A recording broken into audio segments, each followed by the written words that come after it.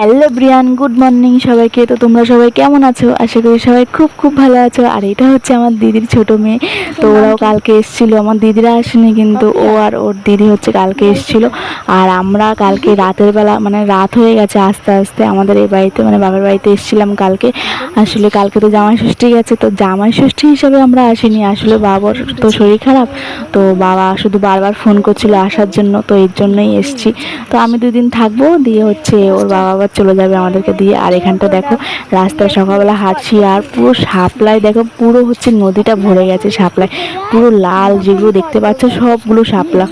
দেখো কত ভালো লাগছে, আর চারিপাশটাই মানে খুব সুন্দর হাওয়া দিচ্ছে সকালবেলা। আর যেহেতু নদীর পাড়ে বাড়ি, তো ওই জন্য হাওয়াটা মানে খুব ঠান্ডা, বেশ ভালো লাগে এখানটায়। আর এখানটাতে তো সবাই এসে বসে থাকে এখানটায়। আর দেখো ফুলগুলো কত সুন্দর লাগছে,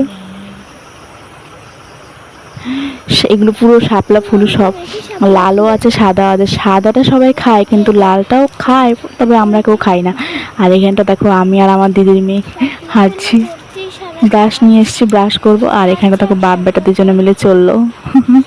ও বাবার কোলে উঠে বসে আছে, তো ওরা আগে চলে যাচ্ছে, আমরা যাব ওই সাইডটা একটুখানি হাঁটতে হাঁটতে যাবো। আর এখানটা দেখো সবাই এখানে এসে বসে, আসার সময় এখানটা বসবো।